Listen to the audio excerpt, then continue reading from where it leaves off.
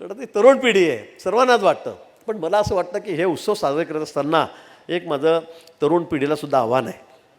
आपण उत्सव साजरे करतो, पण खरं दुर्दैवाने बोलावं लागतं आहे की आजची तरुण पिढी अनेक आपण उत्सव साजरे करतो. आपण दुर्गा उत्सव साजरे करतो, आपण गणपती साजरे करतो, आपण बाबासाहेब आंबेडकरांची जयंती, नंतर शिवजयंती येते. सगळेच उत्सव आपण साजरे करतो. अण्णाभाऊ साठेंची असेल, लोकमान्य आपल्या लोकमान्य टिळकांची असेल, ती शांततेत होते. पण महात्मा ज्योतिबा फुले आहेत, यांची जयंती आपण साजरे करतो. लावा DJ, लावा वाजवा. आणि आम्हाला तर असं जातं, आमच्याकडेच वाजगी असतात, भाऊ वाजा, भाऊ DJ द्या, घ्या भाऊ DJ घ्या, वाजवा. मग काय चालली मिरवणूक, मला कळत नाही. या मिरवणुका खरं आजकालच्या काळामध्ये आता तरुण पिढी पण आमची त्यांच्याबद्दल काय बोलावं. अपवादात्मक परिस्थितीमध्ये काही ठिकाणी इतका गोंधळ असतो आणि काही ठिकाणी तर असं असतं. आमची काही मंडळी अशी, काही सगळे म्हणणार नाही, काही मंडळी अशी आहे की पोटात पडल्याशिवाय पाय चालतच नाही त्यांचे, नाही चालत दादा. म्हणजे खरं सांगतो मी तुम्हाला, मी हे वस्तुस्थिती बघतो. मी प्रत्येक मंडळात असतो, नाशिकला असतो, पुण्याला असतो, मुंबईला असतो, सगळ्या ठिकाणी असतो. पण काही ठिकाणी अपवाद आहे. काही लोक चांगल्या कार्यक्रमाला गालबोट कसं लागेल असंही त्या ठिकाणी प्रयत्न असतो. मग पोलिसांनी अटकलं तर मग कसं काय पकडतायत, कसं काय धरतायत. मला वाटतं या गोष्टीपासून दूर राहिलं पाहिजे. आणि आज खरं सांगतो मी आपल्याला, आज देशाला आपण स्वराज्य मिळालं, सुराज्य आपण करतो आहोत. आता आपण 11व्या नंबरवर 3ऱ्या नंबरवर आपली अर्थव्यवस्था आलेली आहे.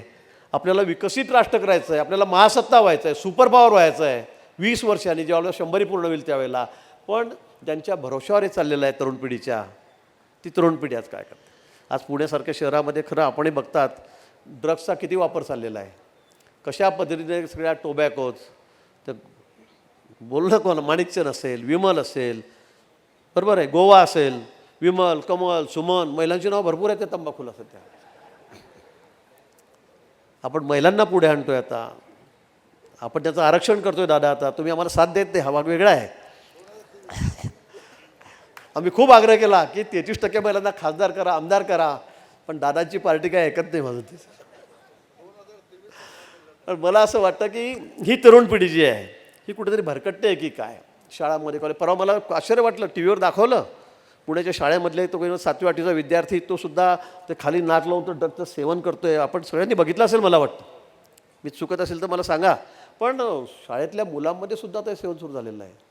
कुठे चाललो होतो आपण, आणि कधी थांबणार आहे हे. जे पिढीच्या भरोश्यावर आपण म्हणतो की आम्ही सुपर पॉवर होऊ 2047मध्ये, आम्ही ज्यावेळेला आमचा सुवर्ण महोत्सव, आम्ही ज्यावेळेला शतक आम्ही त्या ठिकाणी मारू, आणि त्यावेळेला जर अशी पिढी की ज्यांच्या भरोश्यावर आम्ही हे म्हणतो आहे ती जर अशी व्यस्ताधीन होत असेल तर मग आम्ही कोणाकडे बघावं, हाही मोठा प्रश्न आहे. दादा इस्रायलसारखं राष्ट्र आहे, मला खूप म्हणजे आवडणारं राष्ट्र. मी 4-5 वेळा गेलो असेल इस्रायलला. मला वाटतं फक्त 1 कोटी जनसंख्या आहे. किती लोकसंख्या आहे? 1 कोटी. आपली 140-42 कोटी लोकसंख्या आहे. जागा केवढी आहे?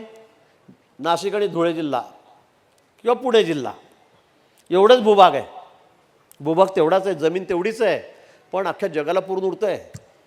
आता ना अमेरिकेला म्हणे तुम्ही जाओ की जर काही तुमची साथ नको आम्हाला, आम्ही आमचं पाहून घेऊ. कोणालाच बरत नाही. ते का होतं आहे तर तिथली सगळी पिढी, त्यांच्या मनामध्ये असलेलं राष्ट्राविषयीची आस्था, प्रेम, जाज्वल्य राष्ट्रप्रेम हे त्या पिढीच्या मनामध्ये, अगदी लहान मुलापासून तर अगदी 90-100 वर्षाच्या वयस्कर माणसापर्यंत दटवून उभे असतात सीमेवर. सगळे प्रकारचे शिक्षण त्यांना आहे, प्रशिक्षण त्यांना आहे. ते फायटर विमान उडवतील, ते रणगाड्या चालवतील, ते पाणबुड्या चालवतील, काय असेल नसेल ते सगळे शस्त्र त्यांना अवगत आहेत. फक्त 1 कोटी जनता. आपला देश सगळ्यात तरुण आहे. आपल्या देशाचे म्हणजे लोकसंख्या आपली जवळपास 18 ते 35 वयोगटातली सगळ्यात जास्त तरुण पिढी कुठे? 65% आपल्याकडे आहे. 65% वयात 18 ते 35 वयोगटातली. 18 ते 25 वयातले तरुण जगात सगळ्यात जास्त आपल्या देशामध्ये आहे. पण आपली पिढी जर अशी व्यस्ताधीन होणार असेल तर मग काय उपयोगाचं. आणि म्हणून मला वाटतं की या ठिकाणी आपल्याला कुठेतरी यातून बोध घ्यावा लागेल, हे आपल्याला थांबवावं लागेल. हा आजचा विषय नाही आहे, पण शेवटी तरुण पिढीचाच हा उत्सव आहे. त्याच्यामध्ये सिनियर सिटीजन असतात, त्यांची आस्था असते, पण सगळं पुढे ते असतात, पुढाकार त्यांचा असतो. आणि म्हणून मला असं वाटतं अशा उत्सव मनवताना सुद्धा या गोष्टी अजिबात होणार नाही, याकडे आपण लक्ष दिलं पाहिजे. आपण समाजपर्यंत काम करतात, आपण त्या ठिकाणी अतिशय चांगले कामं करतात, पण मला वाटतं पुढच्या वेळी पर्यावरणाचा ऱ्हास होणार नाही. वृक्षारोपण आपल्याला जास्तीत जास्त कसं करता येईल, प्लास्टिक मुक्त देश आपल्याला कसा करता येईल, प्लास्टिक मुक्त आपल्याला पुणे कसं करता येईल, हे सुद्धा महत्त्वाचंच आहे. आणि सगळ्यात महत्त्वाचं ड्रग फ्री इंडिया. परवा मोदीजींनी जो अभियान सुरू केलेलं आहे, आता दर रविवारी कॉलेजमध्ये जाऊन लोकांनी भाषणं द्यायचे आहेत, मुलांची जागृती करायची, शाळेमध्ये जाऊन जागृती करायची. आता शाळेमध्ये जावं लागणार. प्लॅस्टिकचा वापर कसा करायचा, झाडं लावली पाहिजे, व्यसनापासून लांब राहिलं पाहिजे, हे आता आपल्याला सांगावं लागेल, शिकवावं लागेल मुलांना. बालमना आता आपलं तर काही उपयोग नाही आहे, आपलं तर झालं, पण आता या मुलांवर संस्कार टाकावे लागतील आणि ते करण्याची गरज आहे, ती करण्याची गरज आहे. आणि ते आपण या ठिकाणी हा प्रामुख्याने हा कार्यक्रम आपण हाती घ्यावा असंही मला आपल्या मंडळाला या ठिकाणी ट्रस्टला आपल्याला सुचवावं वाटतं आहे. मला वाटतं मी जास्त वेळ या ठिकाणी घेतो आहे, विषय थोडा आपला दुसरीकडे चाललेला आहे, पण या ठिकाणी मला कल्पना आहे की तुम्हाला आता बक्षीस पाहिजे. तुम्ही वाट बघतात कोणाला बक्षीस मिळणार आहे कोणाला नाही म्हणून, आणि त्यामुळे मला माहीत आहे मी तसा तुमच्यासारखाच कार्यकर्ता होतो, त्यामुळे टाळ्या केव्हा पडतात याची मला कल्पना आहे. मी चांगला खेळाडू होतो, त्यामुळे मला हे माहीत आहे की खेळाच्या सुरुवातीला स्पर्धेमध्ये आम्ही सगळे ग्राउंडवर बसले असतो उन्हामध्ये. मी खूप ऑलराऊंडर खेळाडू होतो लहानपणापासून, अगदी म्हणजे शालेय जीवनापासून.